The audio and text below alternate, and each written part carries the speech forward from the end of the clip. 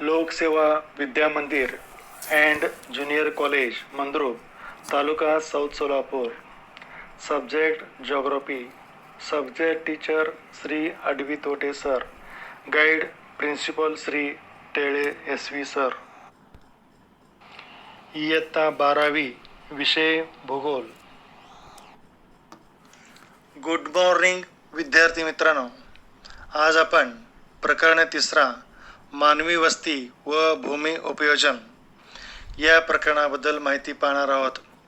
विद्यार्थी मित्रांनो, अगदी या प्रकरणाच्या सुरुवातीलाच एक आकृती दिली आहे पहा. आकृती क्रमांक 3.1 आहे. या आकृतीखाली लिहिलेले आहे, आकृती क्रमांक 3.1 मधील चित्राचे निरीक्षण करा व खालील प्रश्नांची उत्तरे लिहा किंवा द्या असे लिहिलं आहे. तर विद्यार्थी मित्रांनो, या आकृतीचे नीट निरीक्षण करायचे आहे. या आकृतीमध्ये बघा, अ, ब, क, ड आणि ई हे अक्षर विविध ठिकाणी लिहिलेले आहे. म्हणजेच या आकृतीच्या डाव्या बाजूला एकदम वरच्या बाजूला अ लिहिलेला आहे. याच आकृतीच्या डाव्या बाजूला मध्यभागी ब असे लिहिलेलं आहे.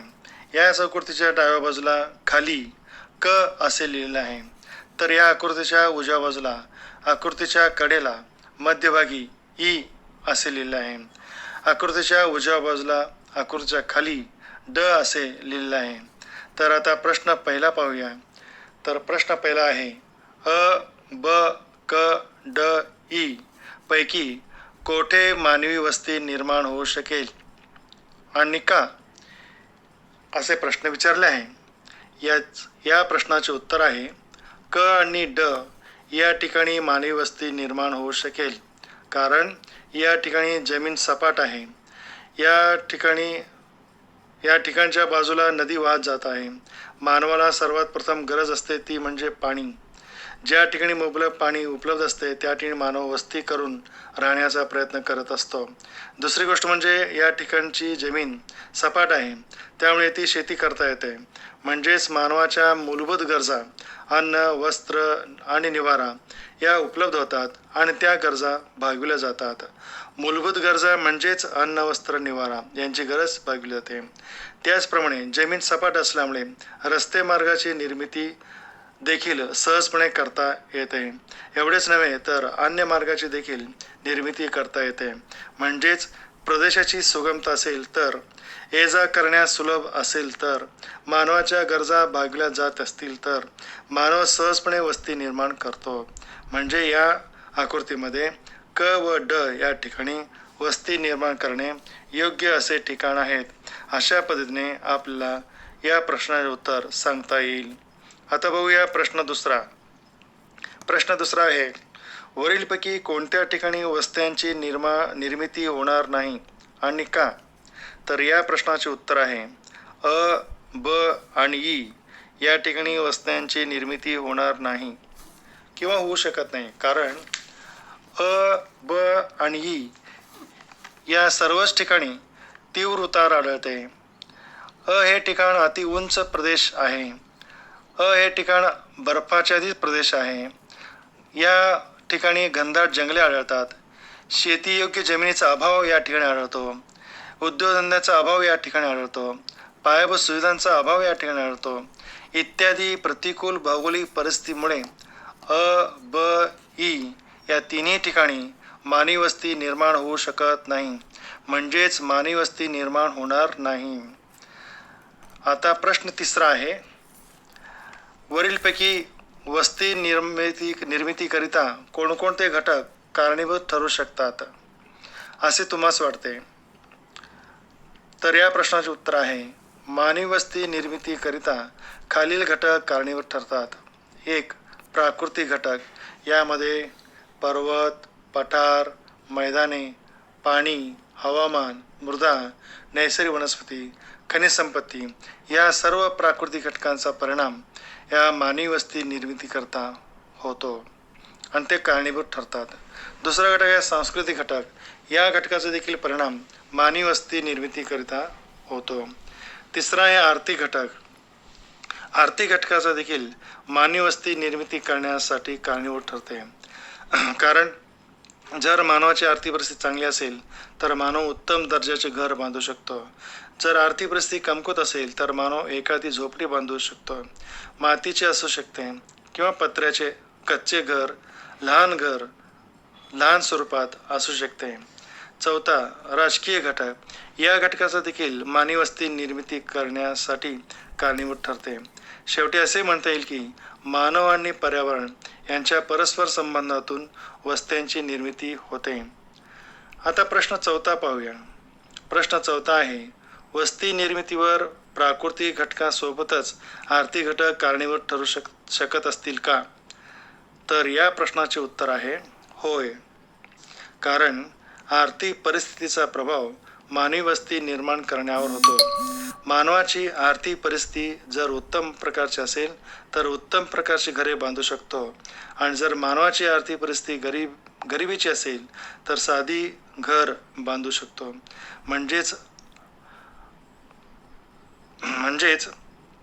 श्रीमंत लोकांची घरे चांगल्या दर्जाची उत्तम प्रकारची असतात, तर गरीब लोकांची घरे अगदी साधे असतात.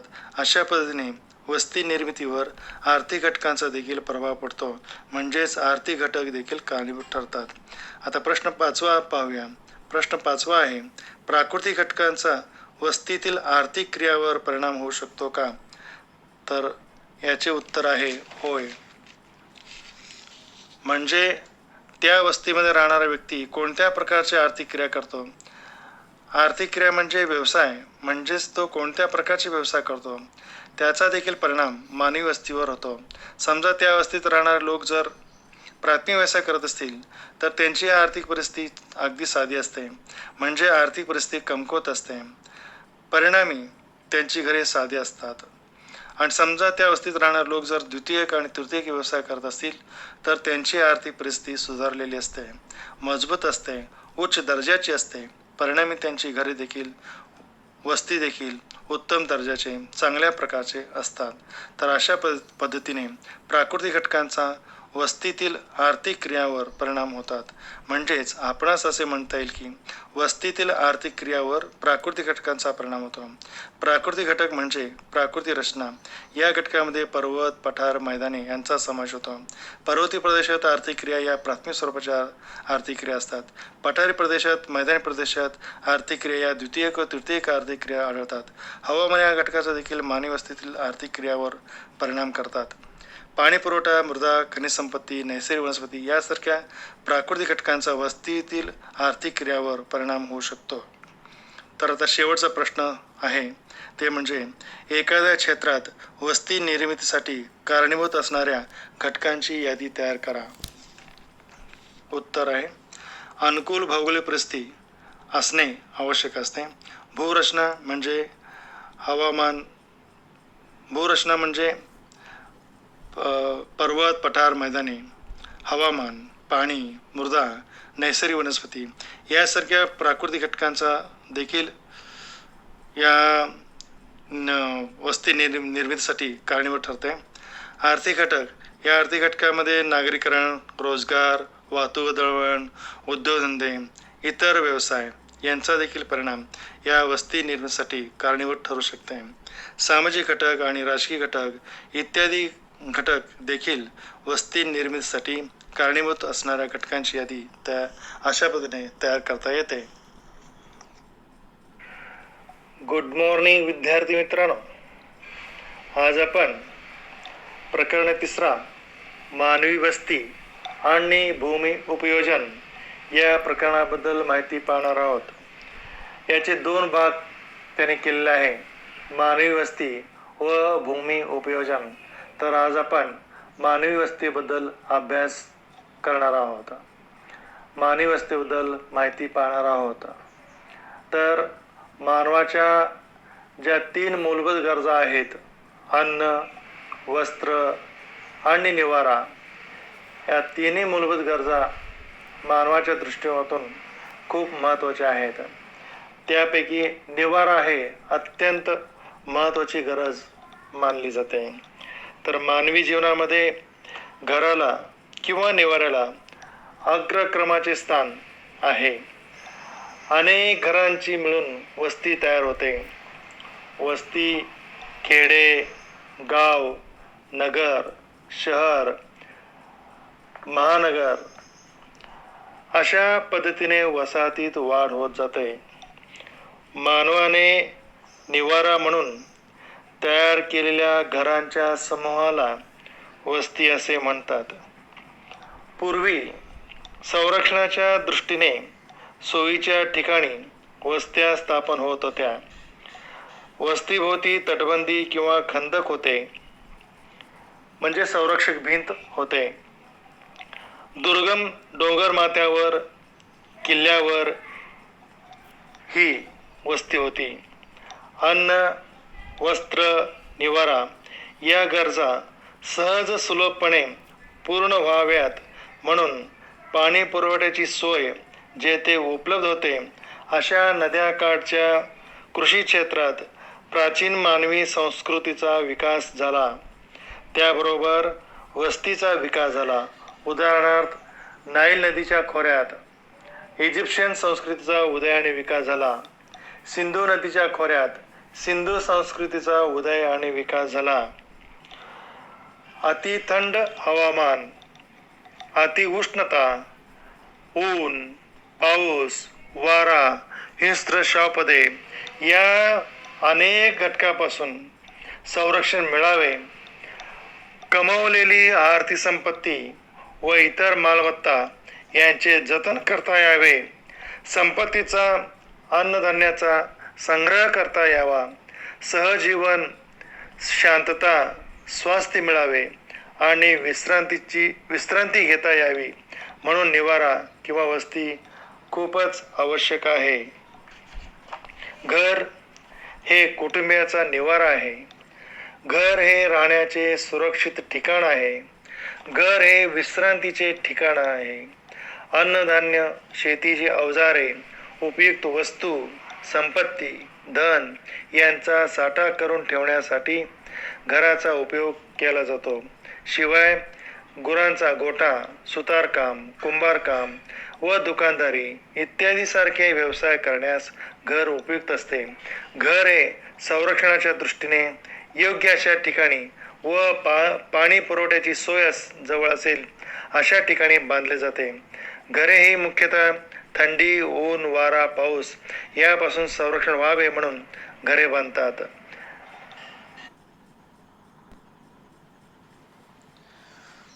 वस्तीचे प्रकार. कार्य, आकार व लोकसंख्येवरून वस्तीचे 2 प्रकार केले जातात. 1. ग्रामीण वस्ती. जेव्हा मानवाला शेतीचा शोध लागला तेव्हापासून त्याचे भटके जीवन संपुष्टात आले. मानव एका जागी स्थिर होऊन शेती करू लागला आणि त्यातून ग्रामीण वसाहतींचा उदय झाला. ग्रामीण वस्तीचे आकारावरून केले जाणारे प्रकार. पहिला, शेतवाडी. जेव्हा शेतकरी शेतात घर बांधतो तेव्हा त्या वस्तीला शेतवाडी असे म्हणतात. दुसरा, पाडा किंवा वाडी. जेव्हा एखाद्या समूहामध्ये 200 पेक्षा जास्त लोकसंख्या असते त्या भागाला किंवा त्या वस्तीला पाडा किंवा वाडी असे म्हणतात. शेतात बांधलेल्या घरांच्या समुदायाला पाडा किंवा वाडी असे म्हणतात. तिसरा, खेडेगाव. या वस्तीच्या महसूल गोळा करण्यासाठी सीमा ठरवलेल्या असतात. त्यांचे लहान, मध्यम आणि मोठी खेडी असे लोकसंख्येवरून प्रकार केले जातात. या खेडेगावात 200 पेक्षा जास्त लोकसंख्या आढळते. त्यानंतर वस्तीच्या प्रकाराचा दुसरा प्रकार आहे ब. नागरी वस्ती. या नागरी वस्तीला शहर असेही म्हटले जाते. या नागरी वस्तीमध्ये अनेक प्रकारची आर्थिक, सामाजिक, सांस्कृतिक कार्य आढळतात. ग्रामीण वस्तीकडून नागरी वस्तीतील उद्योगधंद्यासाठी लागणारा कच्चा माल उपलब्ध होतो. नागरी वस्तीच्या बाजारपेठेत दूध, दुग्धपदार्थ, भाजीपाला, फळे, फुले, अंडी, मांस यासारखे नाशवंत माल ग्रामीण भागातून मिळतो. अन्नधान्य मिळतात. नागरी वस्तीमध्ये विविध करमणुकीच्या सोयी व बँका, वैद्यकीय सोयी, उच्च शिक्षण व संशोधन सोयी, खेळाची मैदाने, प्रशिक्षण देणाऱ्या संस्था, म्युझियम इत्यादी गोष्टी उपलब्ध असतात. शहराचा विस्तार होतो आणि शहराभोवती उपनगरे स्थापन होतात. औद्योगिक संस्था व उद्योग केंद्र म्हणून MIDC स्थापन होते. नागरी वस्तीमध्ये पहिला प्रकार आहे ते म्हणजे नगर. ज्या वसाहतीत 5 ते 10 हजार लोकसंख्येच्या 5 ते 10 हजार लोकसंख्या आढळते त्या वसाहतीला नगर असे म्हणतात. येथे सामूहिक वस्ती आढळते. नगरात शाळा, दवाखाने, पोस्ट ऑफिस, बँका, सिनेमागृहे इत्यादी आढळतात. या निवास क्षेत्रापासून वेगळे असे औद्योगिक क्षेत्र असते. म्हणजे त्या नगरापासून दूरवर औद्योगिक क्षेत्र स्थापन झालेले असते. औद्योगिक क्षेत्र म्हणजेच MIDC होय. दुसरा प्रकार आहे शहर. ज्या ठिकाणी 5,000 पेक्षा जास्त लोकसंख्या आढळते त्या भागाला, त्या प्रदेशाला शहर असे म्हणतात. 10 लाख लोकसंख्येच्या शहराला दशलक्षी शहरे असेही म्हणतात. अशी शहरे औद्योगिक, धार्मिक, सांस्कृतिक, आर्थिक, सामाजिक, शैक्षणिक इत्यादी प्रकारचे केंद्रे बनतात. उदाहरणार्थ वाराणसी हे धार्मिक शहर आहे. पंढरपूर हे धार्मिक शहर आहे. कानपूर औद्योगिक शहर आहे. पुणे औद्योगिक शहर आहे इत्यादी. त्यानंतर तिसरा प्रकार आहे महानगर. ज्या प्रदेशात 10 लाखापेक्षा जास्त लोकसंख्या आढळते त्या प्रदेशाला महानगर असे म्हणतात. बहुतेक महानगरे ही प्रशासकीय ठिकाणे व व्यापारी केंद्रे असतात. उदाहरणार्थ मुंबई, दिल्ली, भोपाळ, बेंगलोर, चेन्नई इत्यादी. अशा ठिकाणी प्रशासकीय कार्यालये मोठ्या प्रमाणात आढळतात आणि ते प्रमुख व्यापारी केंद्र म्हणून देखील ओळखले जाते. उदाहरणार्थ मुंबई हे आंतरराष्ट्रीय व्यापाराचे केंद्र आहे. त्यानंतर चौथा आहे सनगर. एका महानगराचा एवढा विस्तार होतो की दुसऱ्या जवळच्या शहरात महानगर विलीन होते आणि अनेक उपनगरांचे मिळून महानगर तयार होते. उदाहरणार्थ कोलकाता, दिल्ली इत्यादी. त्यानंतर शेवटचा आहे महाकाय नगर. जगात सर्वात मोठ्या नागरी वस्तीला महाकाय नगर असे म्हणतात. ज्या प्रदेशात 50 लाखापेक्षा जास्त लोकसंख्या आढळते त्या प्रदेशाला महाकाय नगर असे म्हणतात. उदाहरणार्थ टोकियो, न्यूयॉर्क, शांघाय, मुंबई इत्यादी. प्रकरण तिसरा मानवी वस्ती. मानवी वस्ती आणि भूमी उपयोजन. विद्यार्थी मित्रांनो, मानव हा समाजशील प्राणी असल्यामुळे किंवा मानव हा समाजप्रिय प्राणी असल्यामुळे तो नेहमी समूहाने राहण्याचा प्रयत्न करतो किंवा समूहाने राहणे पसंत करतो. यातूनच पुढे सामाजिक बांधिलकी व सामाजिक गरजा निर्माण होत असतात. या सामाजिक गरजेतून अनेक लोक एखाद्या ठिकाणी एकत्रित येऊन विशिष्ट पद्धतीने घरे बांधतात. अशा घरांच्या मांडणीला वस्ती असे म्हणतात. वस्ती ही अतिशय साधी व विशेष असू शकते. वस्ती ही कशीही असली तरी तिचा मुख्य उद्देश आहे तो म्हणजे निवारा. तिचा मुख्य उद्देश निवारा हा असतो. मानवी अधिवास म्हणजे मानवाचे स्थायी घर किंवा मुख्य वास्तव्य असणारे ठिकाण हा वस्त्यांच्या स्वरूपात आढळतो. यात एक घर ते मोठ्या शहरापर्यंतचा समावेश होतो. वस्तीवरून निदर्शनास येते की निवासासाठी तसेच त्यांच्या आर्थिक क्रियासाठी काही प्रदेश व्यापले जातात. या ठिकाणी मानव राहतो, समूह जीवन जगतो, त्याच्या आर्थिक क्रियाही करतो. मानवी वस्तीच्या स्थानावर प्राकृतिक, सांस्कृतिक, आर्थिक व राजकीय घटकांचा परिणाम होत असतो. मानव व पर्यावरण यांच्या सहसंबंधातून वस्त्यांची निर्मिती होते. प्राकृतिक घटक जसे उंच सकल्पना, समुद्रसपाटीपासूनची उंची, मृदा, हवामान, जलप्रणाली, भूजल पातळी इत्यादी घटक वस्तींचे अंतर आणि प्रकार यावर परिणाम करतात. उदाहरणार्थ कोरड्या हवामानात प्रदेशात पाणी हा महत्त्वाचा घटक आहे आणि म्हणूनच घरे पाण्याच्या स्रोताजवळ वसलेली असतात. काही वेळा सामाजिक घटक वस्ती विखंडित करण्यास कारणीभूत ठरू शकतो.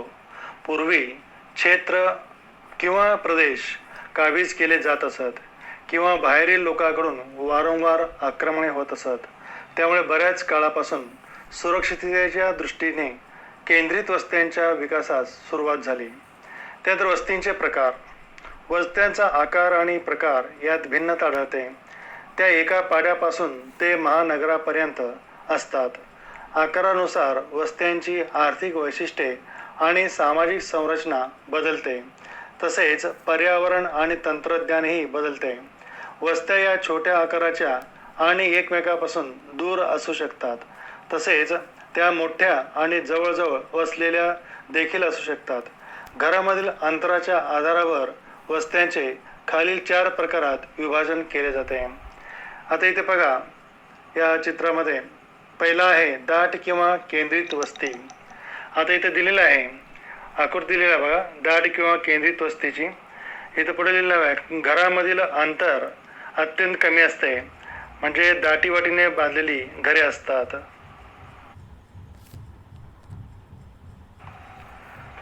त्यानंतर दुसरा आहे अर्धकेंद्रित किंवा अपखंडित वस्ती.